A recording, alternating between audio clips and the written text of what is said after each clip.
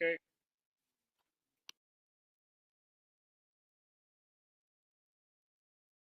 Okay, 1 second, because I have also a projector here, so you know it's quite a lot of things going on at the same time at my screen. Let's keep it like that.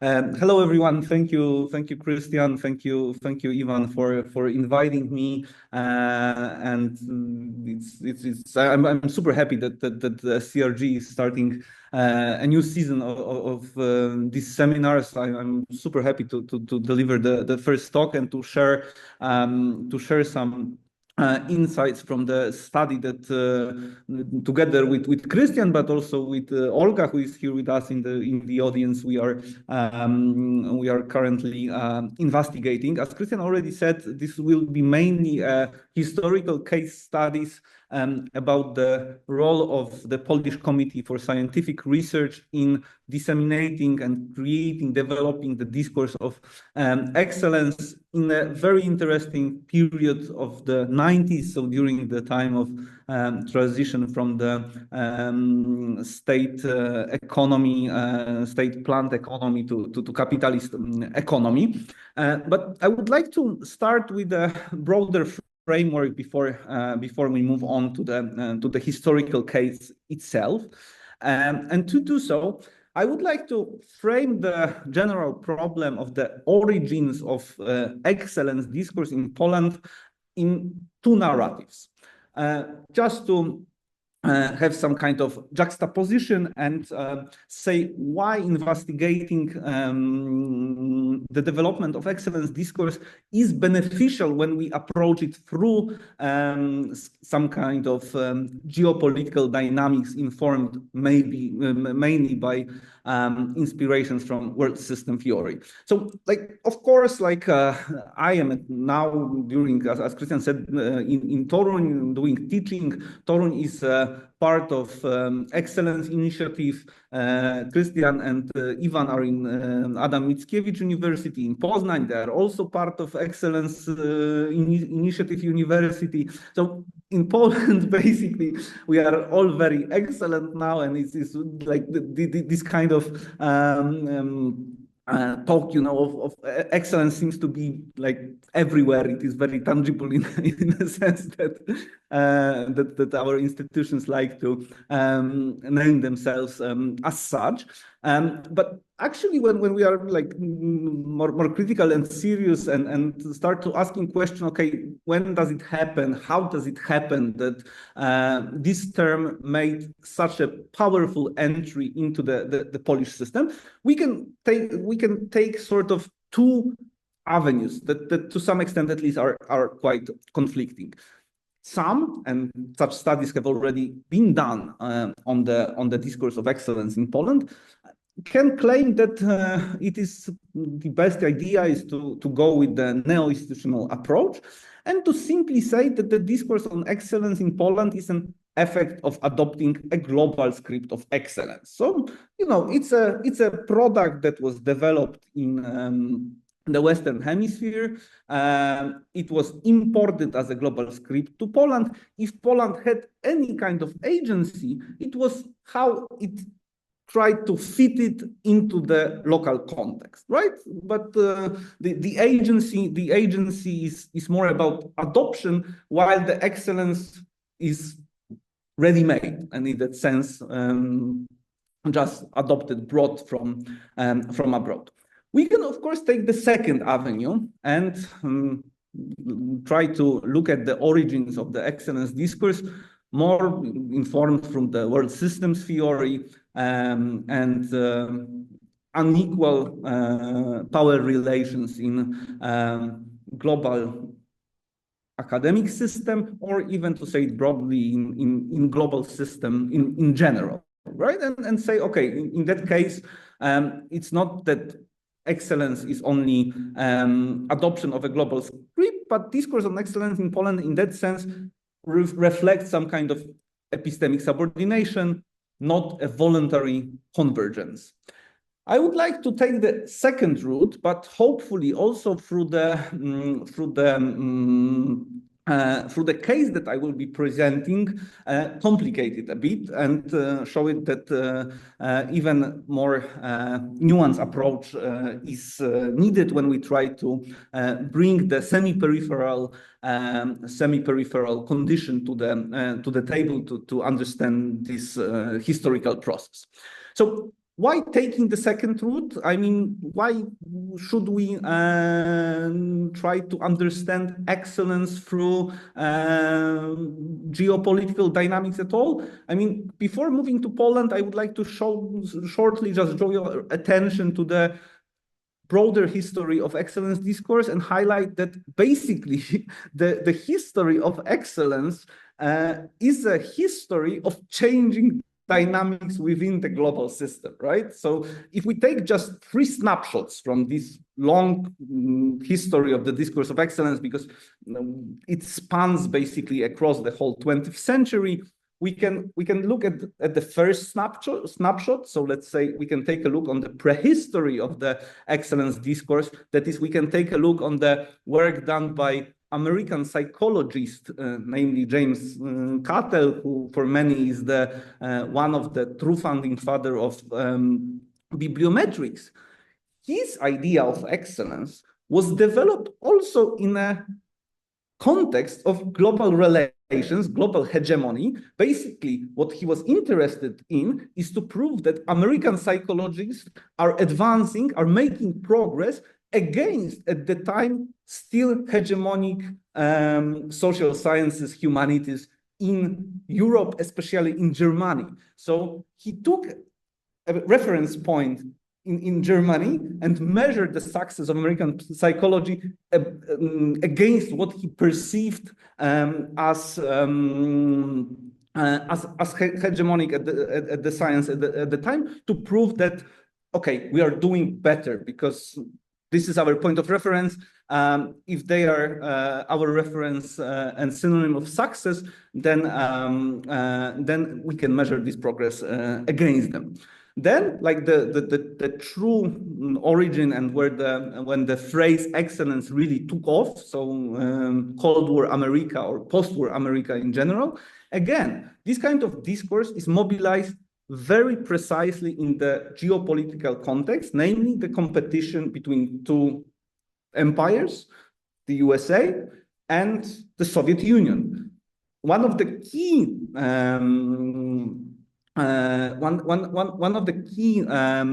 themes behind the emergence of the discourse in the post-war America is the early successes of the Soviet Union to install Sputnik on the orbit of the Earth. So again, it's as a response to success of another empire and an attempt to make an effort to meet the challenge that the Soviets are posing. Also, when we took a look at the third snapshot and look on a more contemporary history, let's say the 90s in Europe and the emergence of so-called knowledge-based economy, here again, excellence is being embedded in the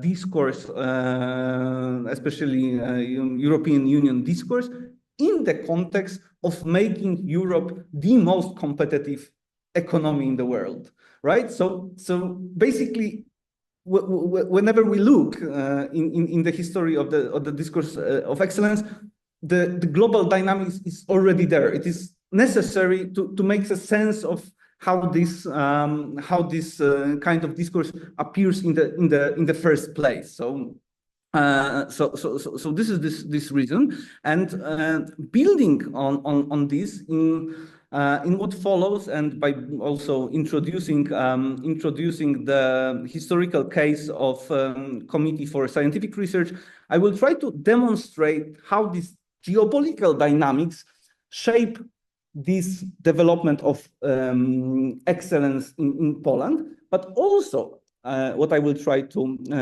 do is try to claim that this semi-peripheral status, I know that Krystian told you that this is going to be an end product of the seminar, so this is just the early or very initial attempt offers some kind of critical insight into the role this discourse has played in the evolution of Poland academic system in a period that is often introduced as shock therapy, so very rapid, very radical set of reforms that affected mainly, of course, Polish economy, but in the context of this historical case, also affected the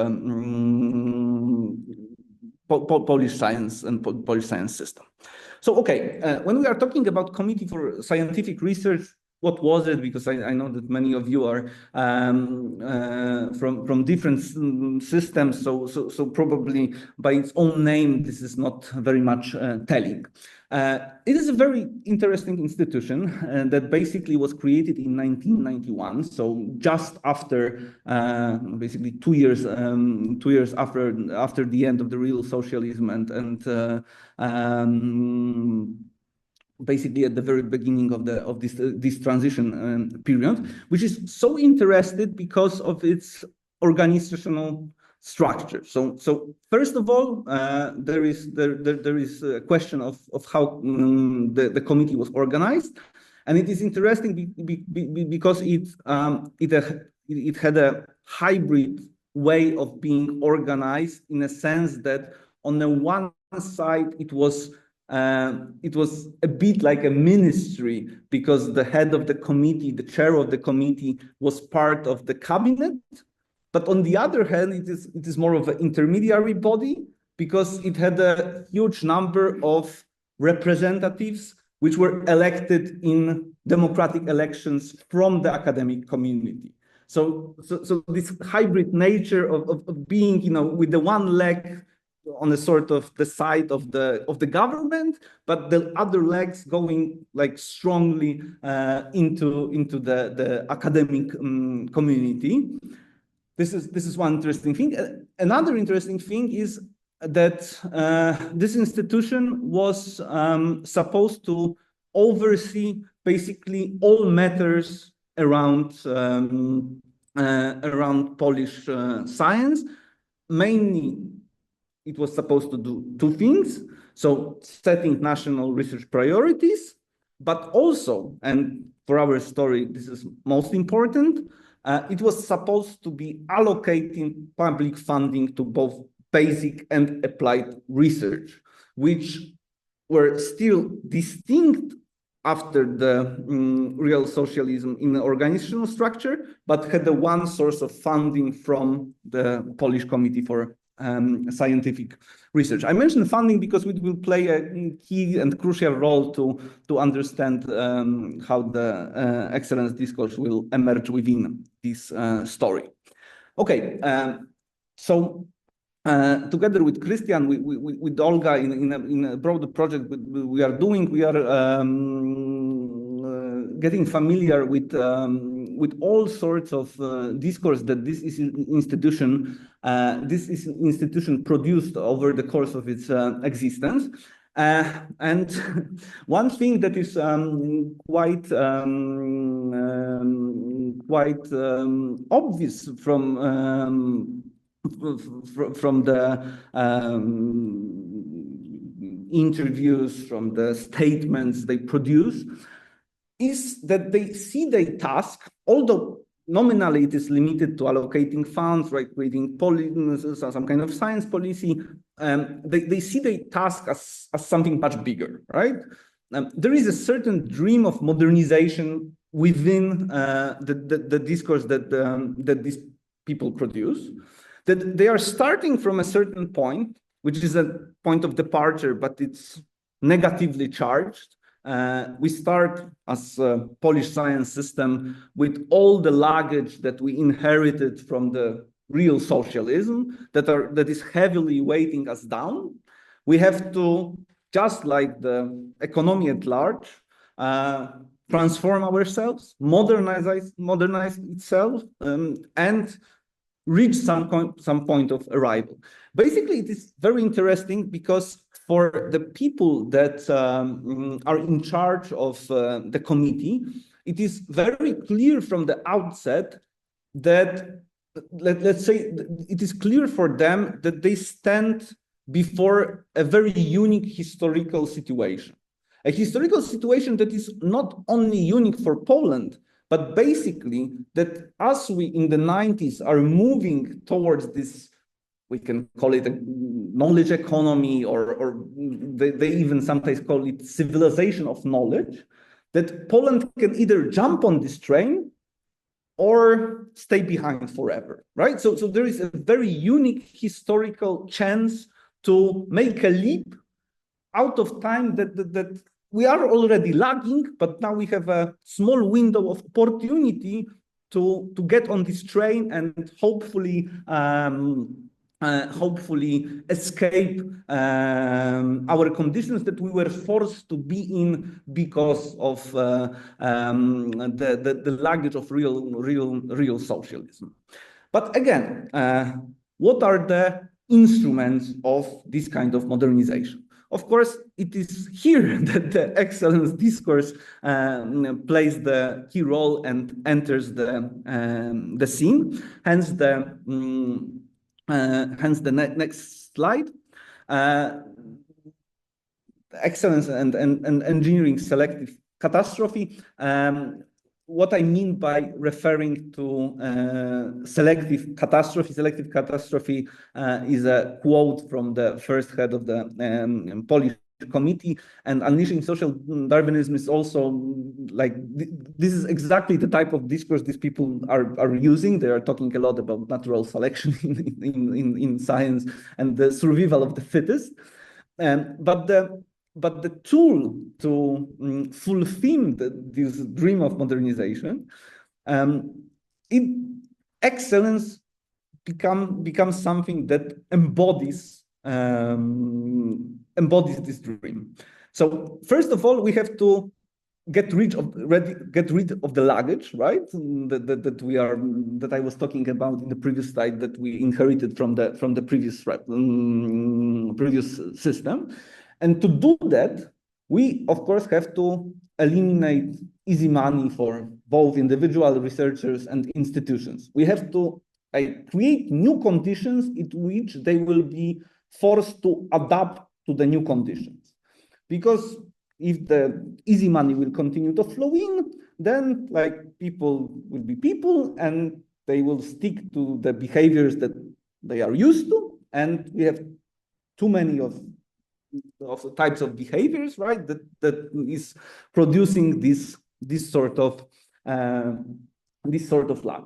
So how they attempt to get rid of the easy money from the system? Of course, the response is quite simple. It is namely to combine two things, like produce something that we also know from Western countries, although I would argue that it is not always necessarily subordinated to this kind of task. There is a creation of the first performance-based research funding system in Poland. So they are combining levels of funding with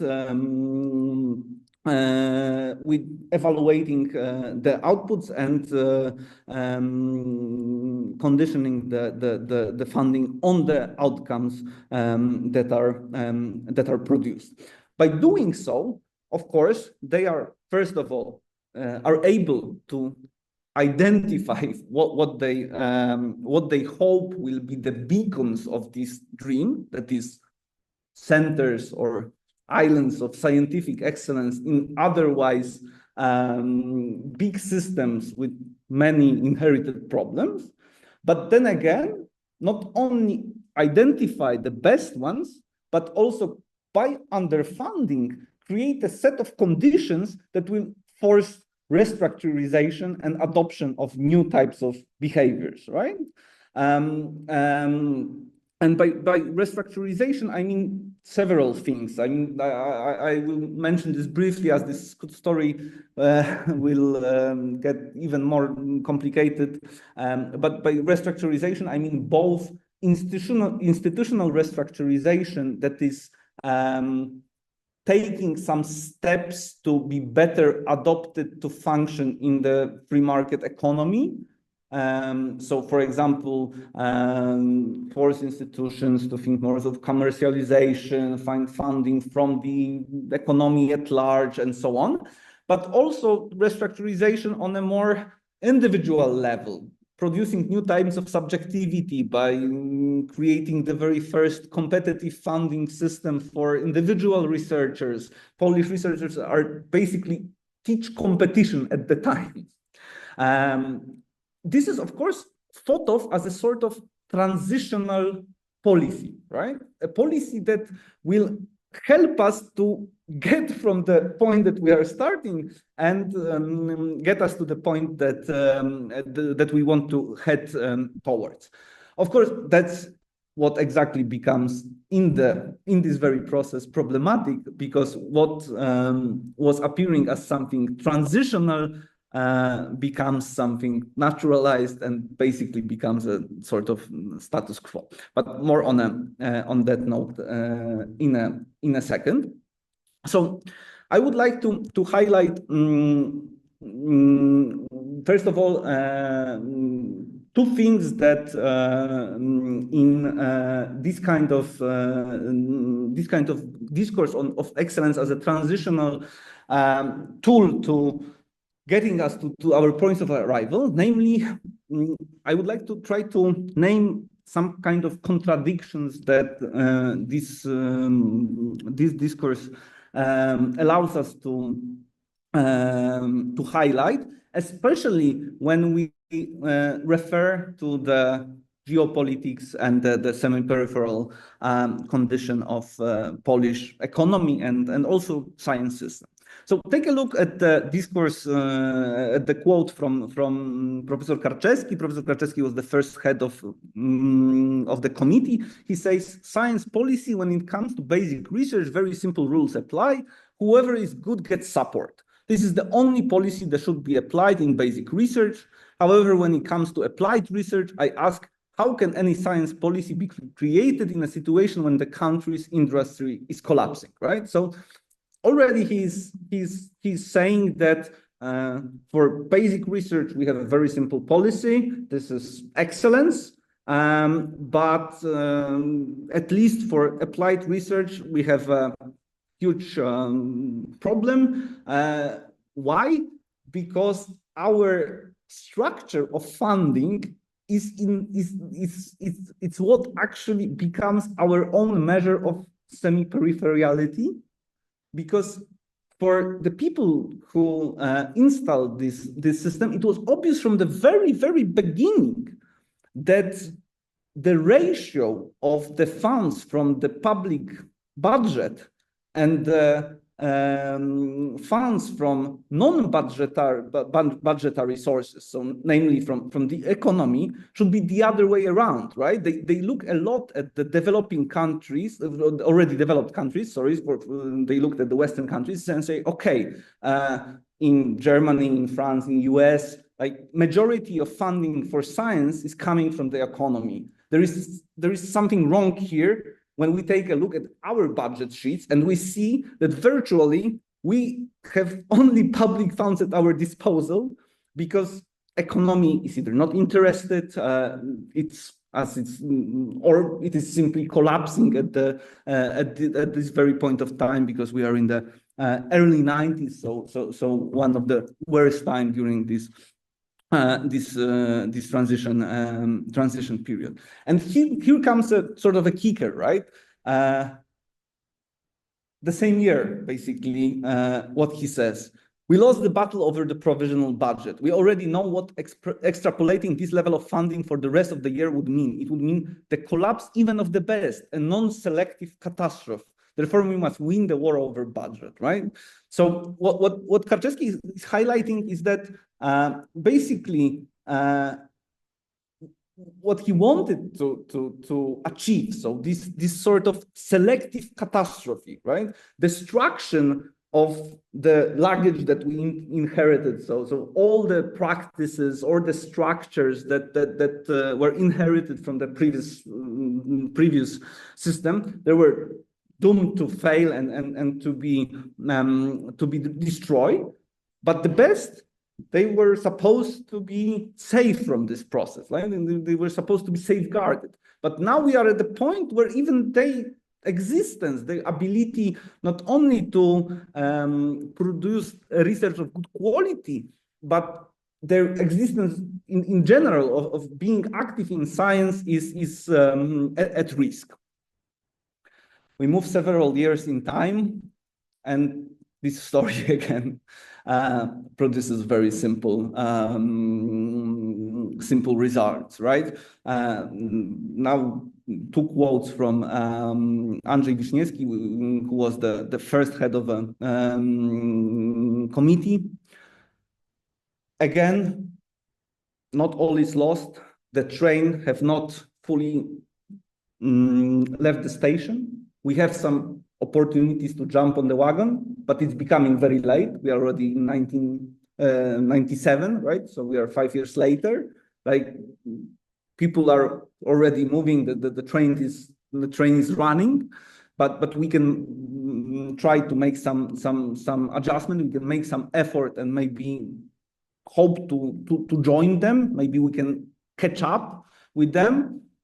But we are even more aware that if we fail, then it's going to be a much wider catastrophe, not a catastrophe only for science in Poland, but for Poland in general, because we will, if we fail in this task of catching up, we will become economy of cheap labor, the proverbial car assembly plant, right? So a place where basically you only combine, assemble what others have created and produce without any agency within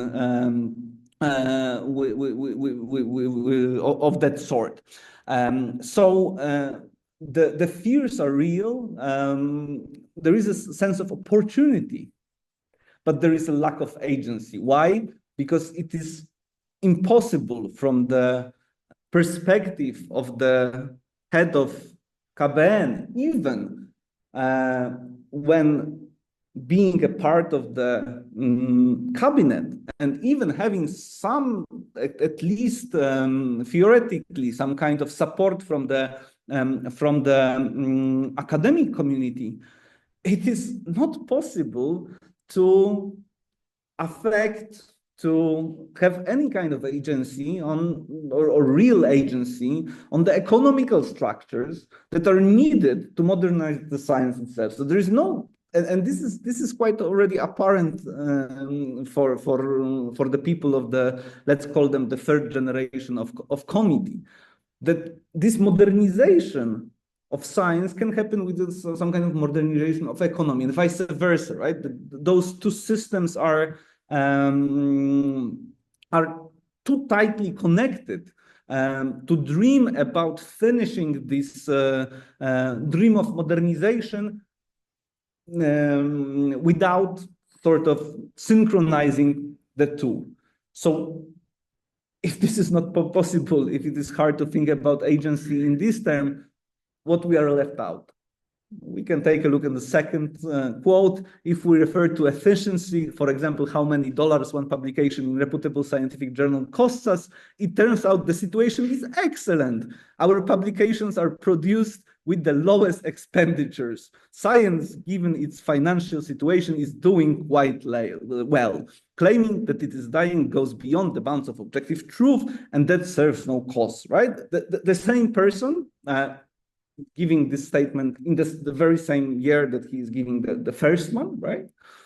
So what I would claim is quite pronounced within this story is that because of the semi-peripheral condition, excellence, which at least at the beginning of the story is sort of defined within the broader horizon of, you know, taking reference point in our place, Polish place in the global division of labor, of some kind of function of science, of in terms that we need society on our side, we need society to understand why science is needed and have to be funded more, becomes in this process basically virtual.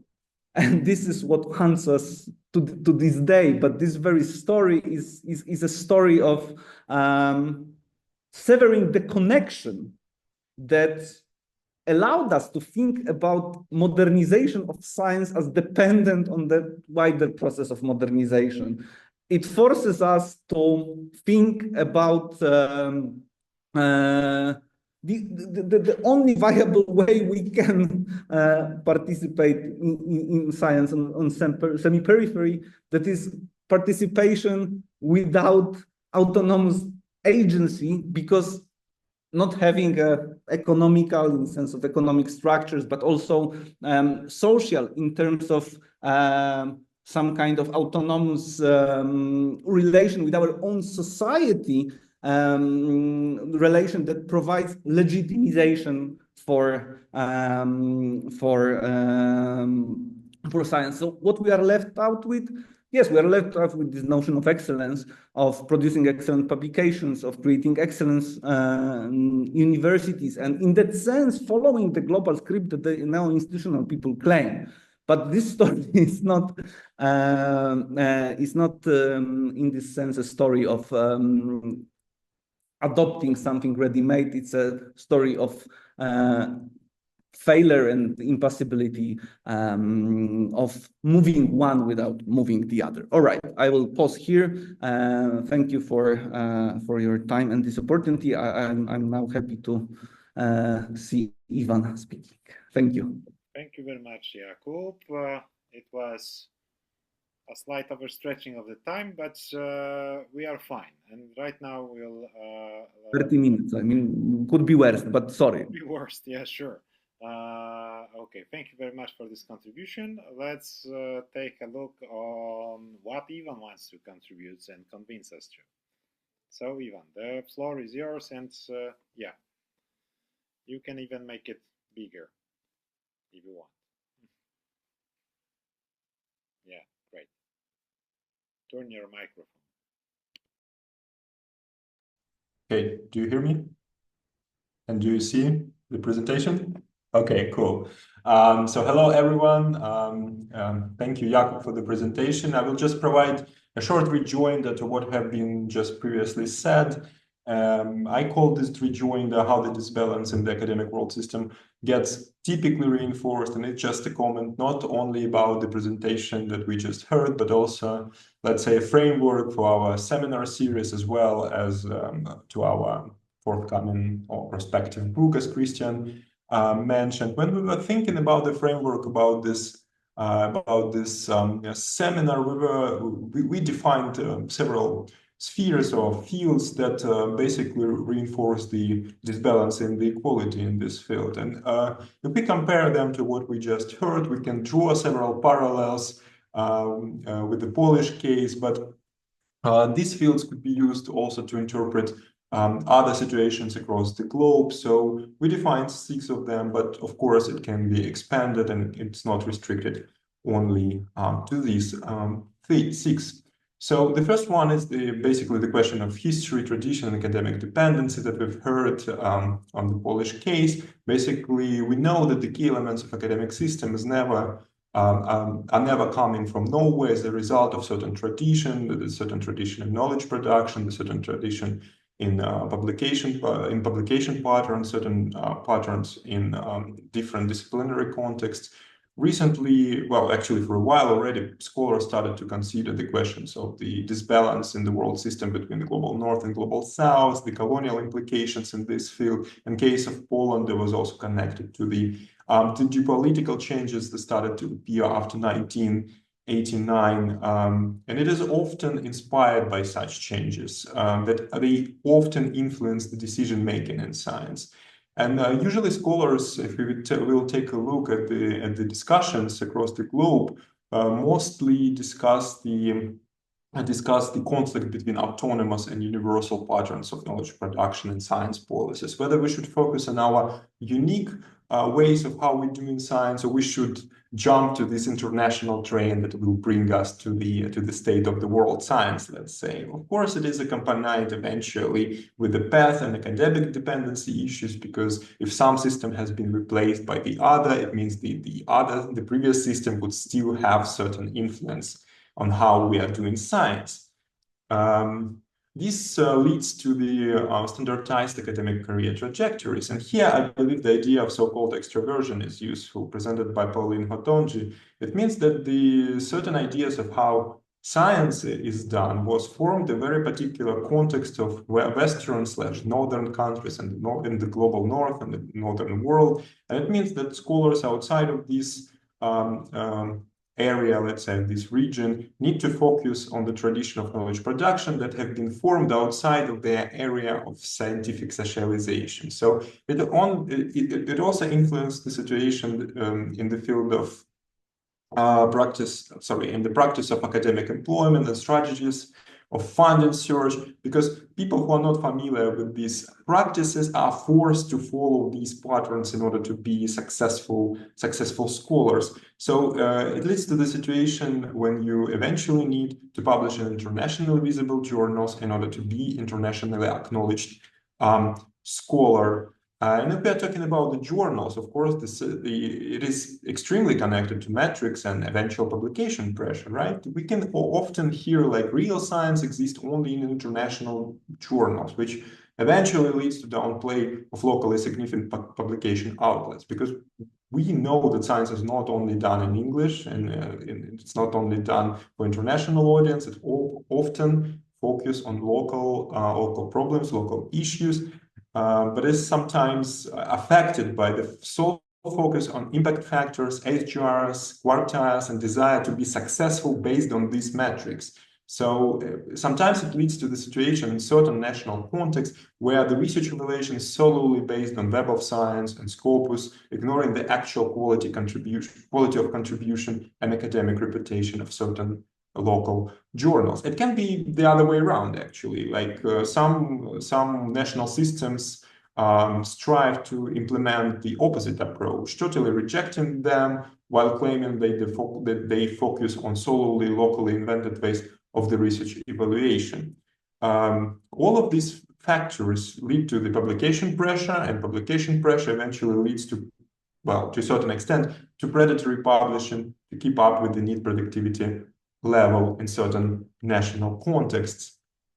When we are talking about the publication, and I briefly mentioned this, the issue of language appear, right?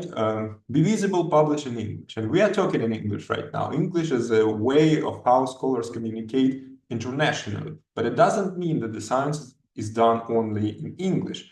We are aware that it is done in local languages, and there are a variety of decent examples of locally important outlets, but I want to draw your attention to a different perspective. It's called the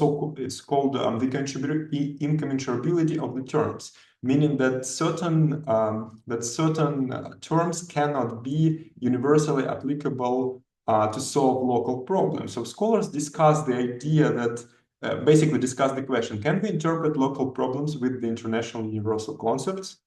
So it leads to the question, is knowledge produced universally similar in different parts of the world? And depending on what position you support, it would lead to another discussion, the discussion about the dismantling of the local in front of the totality and universalization of the global.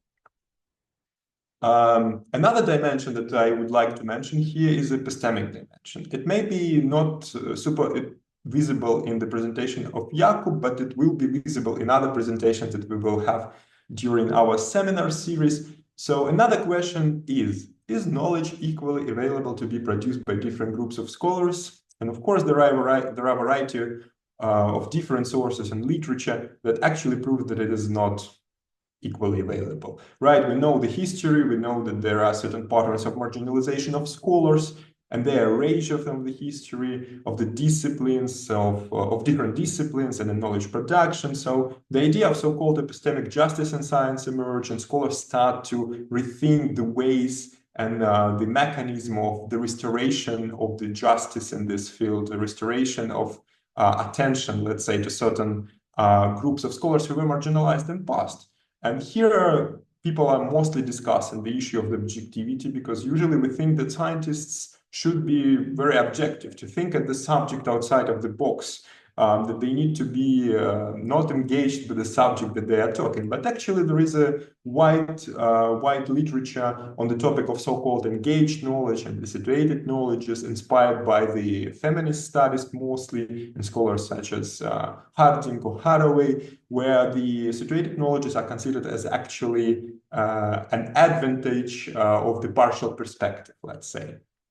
And the last one is the field of political economy perspective. When we are talking about the publishing, for example, it's always connected to the domination of academic publishers. They have a certain influence of how scholars choose their publication patterns, right? Also, knowledge is produced in different economic contexts, meaning that in some countries, certain fields of knowledge would be beneficial. I do not know. For example, in some military economies, like it would be more beneficial to study STEM or to do research in STEM. They will receive more money, they will receive more attention, they will have more perspectives, etc., etc., etc.